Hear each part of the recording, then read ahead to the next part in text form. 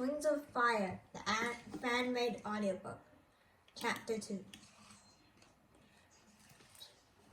Clay swept the bones of dinner into the river with his tail. The striped white shapes bounced away in the current.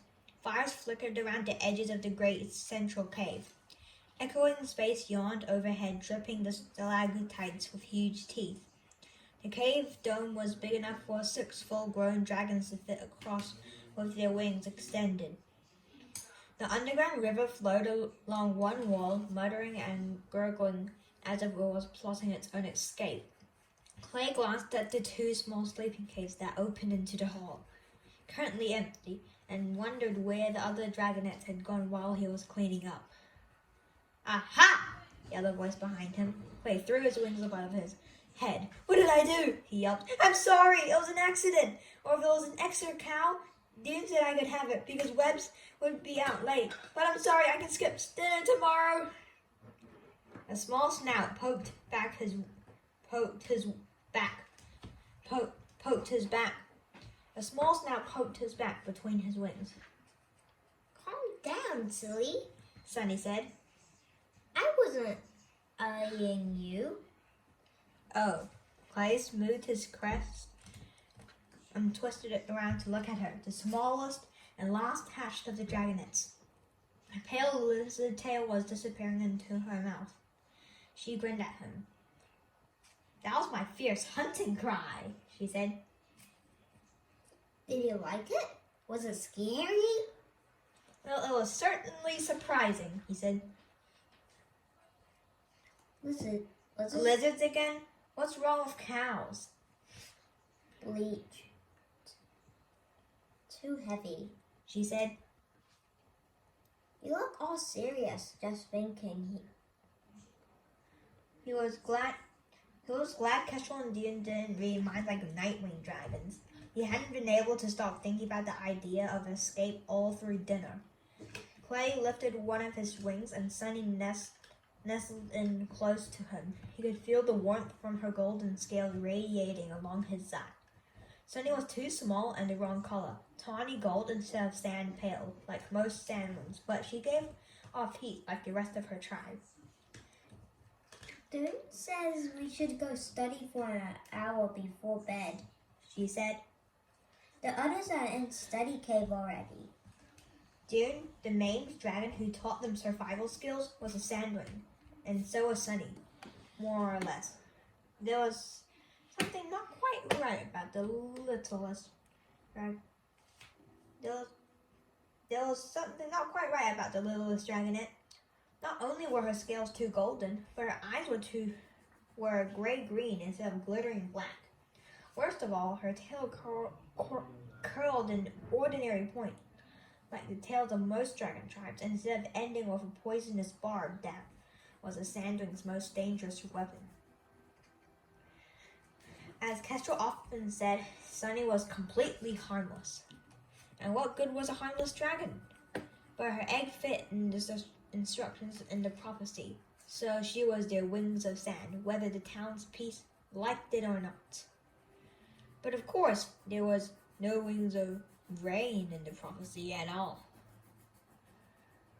The dragonettes all heard many times over how Gloria was a last-minute substitute for the broken skywing egg. Kestrel and Dean called her a mistake and glowered at her a lot. Nobody knew whether the prophecies could still happen with a rainwing instead of a skywing.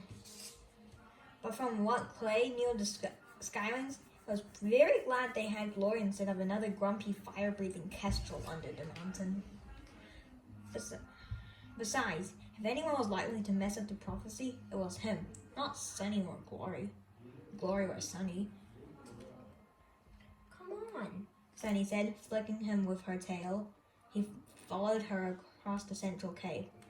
Twisting stone tunnels led off in 4 directions. One to the battle area, one of the Guardian's cave, one to the study room, and one to the outside world. The last was blocked with a boulder too big for any of the dragonettes to move. Clay stopped and pushed against the rock with his shoulder as they went by. He tried to open it when the big dragons weren't around. Someday it would move when he did that. Maybe not a lot, but even a tiny shift would let him know that he was finally getting close to full grown. He felt big. He was constantly bumping into things and accidentally knocking over stuff with his tail or wings. Not today, he thought ruefully as when the boulder didn't budge. Maybe tomorrow. He followed Sunny down the tunnel to the study room. His enormous feet and thick claws thumped and scraped along the stone floor. Even though he lived under the mountain his whole life, it still hurt to walk on bare rock. He was constantly stubbing his talons, and they were always ached by the end of the day. Tsunami was strutting around the study cave, barking orders. Sunny and Clay sat down by the entrance, folding their wings back. A breath of air drifted down the hole in the roof, far overhead. The only window to the outside in any of the caves. At night, without the distant hint of sunlight, the room felt colder and more hollow. Clay stretched up and sniffed at the darkness that had fallen on the other side of the hole. He thought it smelled like stars. The mat of pyria hung between the walls of the torches. Tsunami and Starlight loved staring at the map, trying to figure out where their hidden cave was. Starlight was pretty sure they were somewhere under the claws of cloud mountains. Skywings preferred to live high among the peaks, so anything could happen in the caves below without being noticed. All this history is so confusing. Sunny murmured to Clay, swishing her tail back and forth. Why wouldn't the three sides just sit down and talk out to an end to the war? That would be great, Clay said. Then we could stop studying it. Sunny giggled. Stop that, Tsunami said bossily, stamping her feet at them. No whispering. Pay attention. I'm inciting parts. This is not proper studying, Starlight pointed out. His black snagling scales made him nearly invisible in the dark shadows between the torches. He swept the three scrolls between his talons and began to neatly sort them into triangles. Perhaps I should read to everyone instead. Dear moons, anything but that, Glory said from the ledge above them. Maybe later when we're trying to fall asleep. Her long, delicate snout, glowing emerald green with displeasure, rested on her front claws. Ripples of iridescent blue shimmered across her scales, and tonight her tail was a whirl of vibrant purples. If it weren't for Glory, Clay thought none of them would know how many colors were there in the world. He wondered what it must like to be in the rainforest, where there were a whole tribe of dragons that beautiful. Shush! Shush! Tsunami scolded. Now obviously I'd be the best queen, but let's make Sunny the queen, since she is a real sandwing. She bustled over and pushed Sunny into the center of the cave. Well, sorta, Glory muttered under her breath. Starflight flicked her with his tail. None of the dragonettes ever talked about why Sunny didn't look like a regular sandwing. Clay's guess was that her egg had been taken out of the sand too early. Maybe sandwing eggs needed the sun and desert sand to keep them warm until hatching, or else they'd come out half-baked and sunny and funny looking. Although personally he thought Sunny looked just fine. Clay, do you want to play the scavenger? That's hardly fair, Starlight pointed out. He's twice Sunny's size. A real scavenger would be smaller than her. According to this scroll over here, it says scavengers have no scales, no wings, no tail, but they walk on two legs, which sounds very unstable to me. I bet they fall over all the time. They like treasure nearly as much as dragons do. One of the scrolls say scavengers attack lone dragons and steal. Oh my gosh, we know! Glory snapped.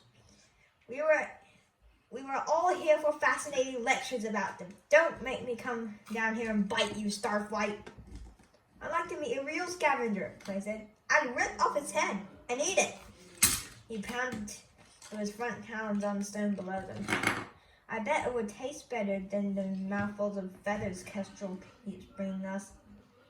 Poor hungry Clay, Sunny teased.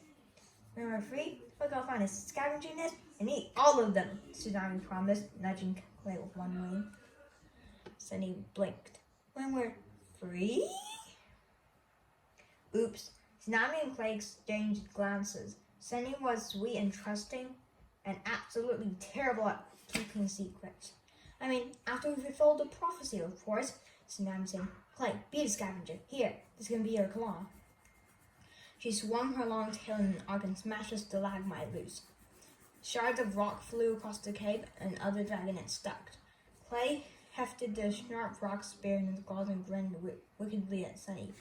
Don't actually hurt me. Don't actually hurt me, she said nervously. Of course he won't, Tsunami said. We're just acting it out. And the rest of us will be the princesses. I'll be Burn, Lori can be Blister, Starfire will be Blaze. I had to be a princess last time too, Starfire observed. I'm not sure I like this game. He stretched his wings and scattered his silver scales underneath glittered like stars in the night sky. It's not a game, it's history, Tsunami said. And if we had any other friends, we could play it differently. But there are 3 sand dragon princesses, so you have to be one. So stop complaining. Starflight shrugged and settled back into the shadows, the way he always did when he couldn't win a fight. All right, go ahead, Tsunami said, hopping onto the ledge next to Glory. Sunny said. She eyed Claire warily. Right here. Right. Here I go.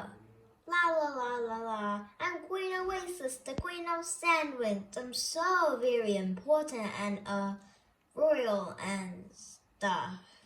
Tsunami sighed. Glory and Starflight hid their smiles. I've been queen for ages and ages, Sunny went on. She strutted across the clay floor. No one dares challenge me for my throne. I'm the strongest Sandwind queen who ever lived. Don't forget the treasure, Tsunami hissed, pointing out a pile of loose rocks. Oh, right, Sunny said.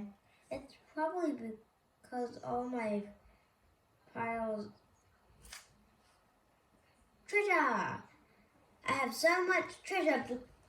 It's probably because all my treasure. I have so much treasure because I am such an important queen.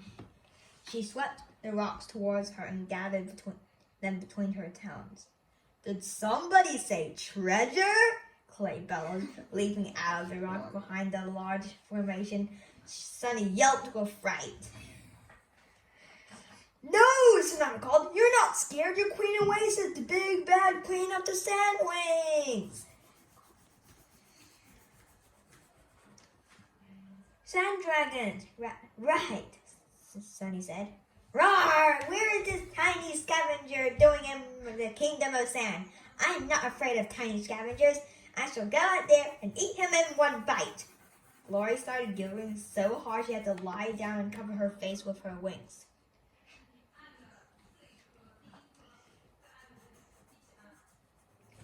Even Tsunami was making faces like she was trying not to laugh.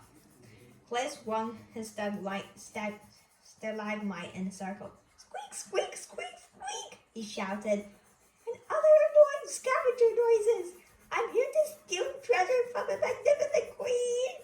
Not from me, you won't, Sunny said, bristling her. She snapped forward, spread her wings, and raised her tail threateningly. Without the poisonous barb other sandwings had, Sunny's tail was not very menacing, but nobody pointed that out. Ah! Clay shouted, lunging towards his rock claw. Sunny darted out of the way as they circled each other, feinting and jabbing. This was Clay's favorite part, when Sunny forgot about trying to act queenly and focused on the battle. She was fun to fight. Her small size made it easy for her to dodge and slip under his defenses. But at the end, Queen Oasis had to lose, and that was how the story went. Play drove Sunny back in the wall in the cave and thrust a fake claw between her neck and her wing and intended to went straight through her heart. Ah! Sunny growled. Impossible! A queen defeated by the lowly scavenger. The kingdom will fall apart. My treasure! My lovely treasure! She collapsed to the ground and let her wings flop lifelessly on either side of her. Ha ha ha! Clay said. And squeak, squeak, squeak! The treasure is mine! He scooped up the rocks and paraded away, lashing his tail proudly. Our turn, Tsunami said, jumping off the ledge. She hurried over to Sunny and clasped her talons together and let out a cry of anguish. Oh no! Our mother is dead, and the treasure is gone. But worst of all, none of us killed her, so who shall be queen now?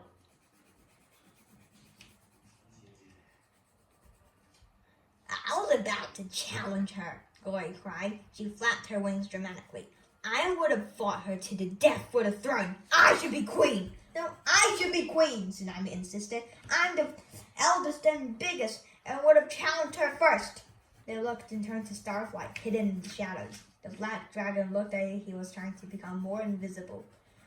Come on, Starflight, Tsunami said. Don't be a lazy. She caught herself before saying Rainwing. The teacher said things like that all the time. If you don't study, you'll be no better than a Rainwing. What's the matter with someone trying to replace? What's the matter? Someone trying to replace your brains with a Rainwing's? Still sleeping? Anyone would think you were a Rainwing. That last one was mostly for Clay. But the dragon that's all knew Glory hated it, so no matter how much she pretended she didn't care, it also seemed really unfair. Glory was the only Rainwing any of them had ever met, and she studied and trained harder than anyone else. Dragon, Tsunami finished awkwardly with a quick glance at Glory. Starflight, get out of there! The Nightwing shuffled forward and looked down at Sunny, who had her eyes scrunched shut. Oh dear. Oh dear. Yes, well, I should be queen as the youngest princess. I have the longest reign. That would be good for the Sandwings, and also, he paused and gave a long suffering sigh. Also, I am by far the prettiest. Blink, blink, blink. Sunny giggled and Tsunami poked her head to keep still. Clay swept his treasure rocks into a pile and sat next to them. I should kill you both right now. You and what aren't? Glory snarled. You and what army? Tsunami taunted her. Glory stretched her neck and bared her teeth. That's a great idea. I'll go get an army of Sea-Wings. And then you'll be sorry. You're not the only one who can make alliances, Tsunami said. I'll get Skywings on my side, and the Mudwings. Let's see who wins this war. There was a pause. They both looked at Starflight again. Yeah, you do that. I'll ally myself with an icing armor. And by the way, most of the Sandwings want me to be their queen. They do? Sunny said, opening her eyes. Who said? Stop talking, Tsunami said, poking her with one talon. You're dead. There are a lot of recent scrolls about it, Starflight explained pompously. Blaze is really popular with her own tribe. So why can't she be queen if that's who they want? Because Bram is bigger and scarier and could crush her like a bug if they actually fought claw to claw. Glory chimed in. And Blister, that's me, who's smarter than both of them put together. She knew she couldn't kill Bran in a regular duel. It was her idea to involve all the tribes and turn their Sandwings during battle into a world war. She's probably waiting for the others to kill each other. Which one do we want to be queen? Sunny asked. We get to pick, right? When we fulfill the prophecy? None of them, Starlight said gloomily. Blaze is about as smart as a concussed sheep.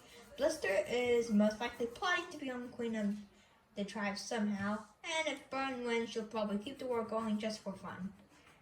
They're all pretty nasty. I guess we'll stay with the Towns of Peace decide. The Towns of Peace don't get to decide, Tsunami said, bristling. They only think they're in charge of us. We can still hear them out, Starflight argued. They want what's best for us in Pyria. Easy for you to say, Flora snapped. The ruff around her neck flared orange. You weren't stolen from your home. The Nightwings were pretty eager to hand over the egg, weren't they? Starflight flinched, as if she'd burned him. Boring, Clay shouted from his pile of rocks. Stop fighting with each other. Come and fight me for this treasure instead. No one knows what the scavenger did with the sand dragon treasure, Starflight said in the top of his class voice, turning away from Glory. Among other things, he stole the Lazute dragon, the gold sandwing scepter, and the eye of onyx, which had been a sandwing treasury for hundreds of years. When he stamped his feet, Starflight's lectures had always made his scales itch. I want to fight somebody, he said. I just want to fight somebody, he said. Somebody who wasn't trying to beat him in a violent rage terribly. As if the thought summoned her, Kestrel suddenly loomed in the entrance of the cave. What the heck is going on here? Kestrel's booming voice made all 5 dragonettes jump to attention. Sunny slipped as she tried to scramble to her feet, and Sunny jumped forward to catch her. The enormous red skyline slithered into the cave, glaring down at him. This doesn't look like studying. We're sorry, Sunny said. Sunny stammered. No, we're not. Tsunami shot Nickel Sandwing a glare. We were studying. We were acting out the death of the queen that started the whole war. You mean play acting? Kestrel growled. You are too old for games. When were we ever young for games? Glory muttered. This wasn't a game, Tsunami said. Oh, it's a different way of learning history. What's wrong with that? And now you're talking back, Kestrel said. She looked smug as she always did when Tsunami got in trouble. That means no sleeping in the river tonight. Tsunami scowled. Kestrel tapped the pile of scrolls by the entrance with one claw. The rest of you, learn Stephen's mistakes and study the correct way. That's not fair, Clay spoke up as Kestrel turned to go, though it made his heart pound. We're all doing the same thing. We should all be punished. Gloria shook her head at him. But beside him, Sunny nodded. Kestrel stared down at Clay. I know who the ringleader was. Cut off the head and the problem goes away. You're gonna cut off Tsunami's head? Sunny squeaked. Gloria sighed. It's a metaphor, Featherbrain. Now go to sleep, Kestrel said as she turned and swept out of the cave, knocking Starflight's neat stacks of scrolls as she went.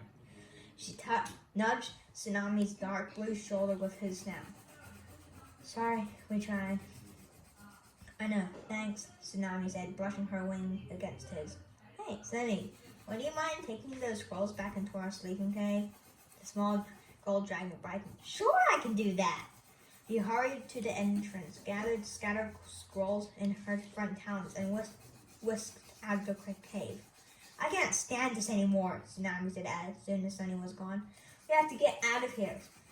And soon. Clay glanced at Glory and Starflight, who didn't look surprised. You talked to them about it?